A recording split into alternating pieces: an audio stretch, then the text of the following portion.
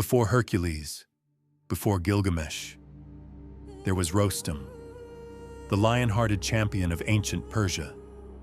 In a land where kings ruled by the will of the gods and myth bled into reality, one name rose above all others. Rostam, the warrior whose legend still thunders through Iran's deserts and mountains. Born of noble blood and divine omen, Rostam was raised by the great warrior Zal and protected by the mythical bird Simurgh. His strength rivaled the fiercest beasts. His courage could shatter armies, but strength alone does not make a legend. It is challenge, trial, that carves greatness into the bones of history. And so came the trial. The proud king of Persia, Kavus, had sought to conquer the demon-ruled land of Mazandaran, a place feared even by the bravest. But the demons were cunning. The mighty king and his army were swiftly defeated, bound in chains and blinded by sorcery. They were prisoners now, held deep within the mountain strongholds of the terrible white demon, Devisepid. With the throne empty and the kingdom gripped by fear, only one name was called upon: Rostam. Without hesitation, Rostam vowed to journey alone, across blistering deserts and dark forests, through the realms of beast and magic, to rescue the king. It would be no simple ride. The path ahead was laid with 7 great trials, each more perilous than the last. Monsters, witches, demons, and the very elements would rise to stop him. These were the 7 labors of Rostam, tasks sent by fate to test not just his might, but his wisdom, his faith, and his will. Each labor would reveal something new about the world, about the gods, and about the man called hero. This is no simple adventure. It is the forging of a legend, the birth of Persia's greatest champion. And so, under the first light of dawn, Rostam mounts his great steed, Raksh. The sun rises behind him. The journey begins. Rostam rode alone into the wild, the land stretching vast before him. No city, no camp, only dust and silence. His only companion was Raksh, his mighty warhorse, as loyal and fierce as any warrior. The horse's hooves beat the earth like thunder, steady and strong, carrying its rider toward danger and destiny. They traveled deep into the unknown, where the sun scorched the sky by day and wolves howled beneath stars by night. On one such night, after many hours of travel, Rostam and Raksh found shelter beneath a small grove of trees. Weary, Rostam removed his armor, laid his head upon his saddle, and drifted into a warrior's rest. Raksh grazed nearby, ears twitching, alert. But danger was close. From the shadowed woods crept a massive lion, golden, silent, and hungry. Its eyes glowed in the darkness. It was no ordinary beast. In the tales of old, such lions were said to be sent by the gods to test the hearts of men. This one was no different. The lion eyed the horse first. Raksh reared up and struck the ground, snorting in defiance. But the lion pounced. With a cry, Raksh kicked with all his strength, striking the lion's jaw. The two beasts tumbled through the grass, roaring and biting. The clash woke Rostam instantly. He grabbed his sword and leapt into the fray. But when he saw Raksh already holding his ground, hooves lashing, teeth bared, Rostam paused. His heart swelled with pride. "Let him prove his strength," Rostam whispered, "for he too must be brave on this journey." The lion lunged once more, but Raksh seized the beast with his jaws and flung it aside. With a final blow, he trampled the lion beneath his hooves until the threat was gone. Silence returned. Only the wind stirred the leaves. Rostam knelt beside his faithful steed, stroking his mane. "You are no mere horse," he said. "You are my brother in battle." And so, the first labor was complete, not with the hero's sword, but with the courage of a companion. Yet it was only the beginning. Ahead lay trials no sword nor hoof could easily conquer. At dawn, they rode again, deeper into the unknown, toward the second trial, the desert of thirst and death. The sun rose like an omen, casting long blades of light across a world stripped bare. The desert stretched before them, an ocean of gold and bone, with dunes like frozen waves and heat shimmering in the air like smoke. The sky itself seemed cruel, vast and empty, offering no cloud, no mercy. The sun blazed overhead like a watchful god, indifferent to their suffering. No tree, no shade, no stream, not even the sound of life, only silence thick and weighty and the slow hiss of sand shifting beneath hooves. Rostam and Raksh pressed forward, shadows small and flickering against the wide, burning earth. This was no ordinary wasteland. This was the desert of the dead, a cursed expanse spoken of in half-whispers by caravanners and soldiers. They said spirits walked here, that time lost meaning beneath its endless sun. It was the second trial, and it did not strike with claw or sword, but with time, thirst, and despair.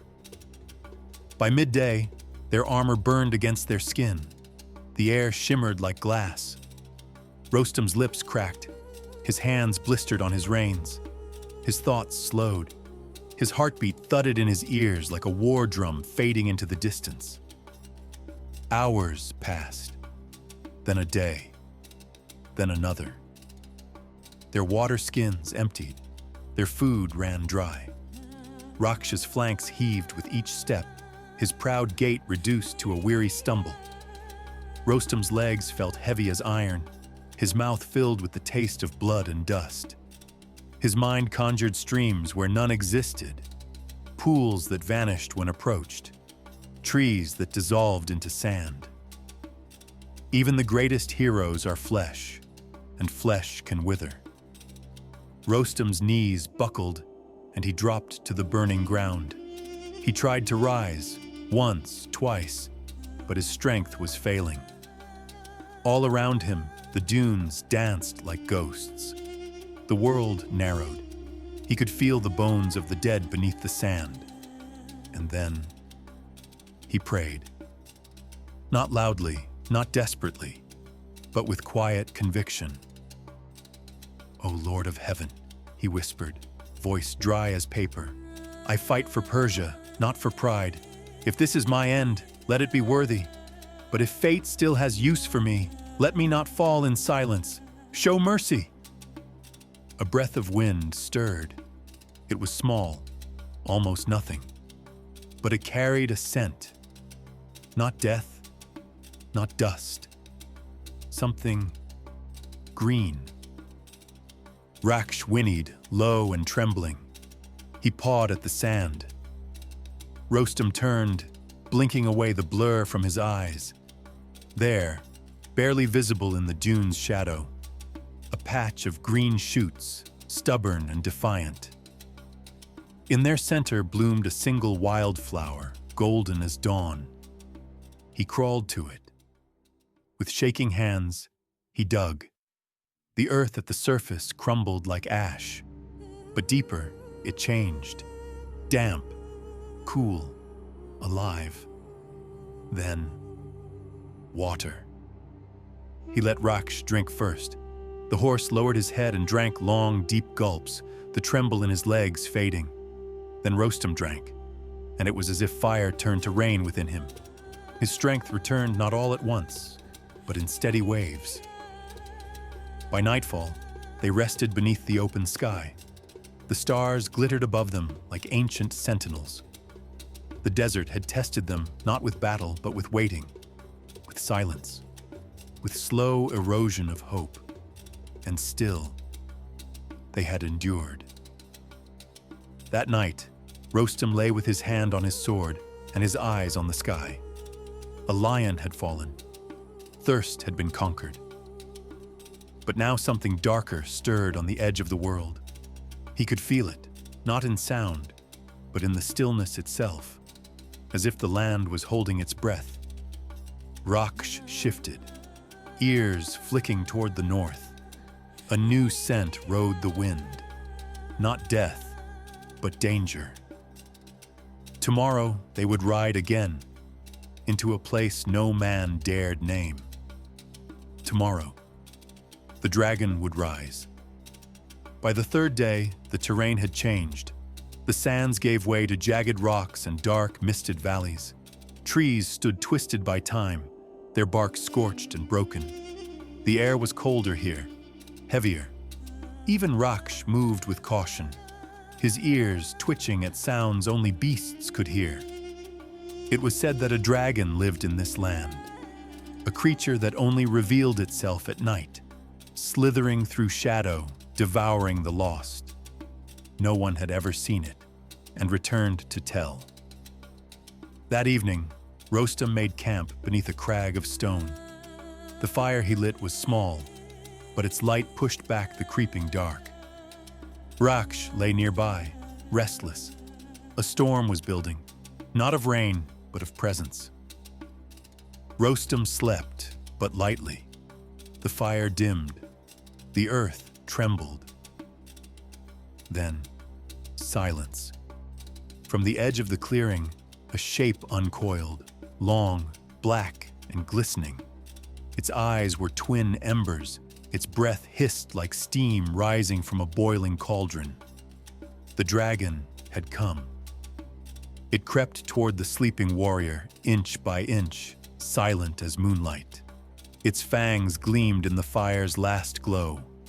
But just as it lunged, Raksh reared up and screamed. Rostam sprang awake, sword drawn. The dragon twisted in fury, its tail smashing the earth, knocking coals into the air. Shadows danced wildly as fire caught dry leaves. The beast circled. Rostam steadied his breath. With a roar, the dragon struck, but Rostam leapt aside, slashing at its neck. The blade scraped scale.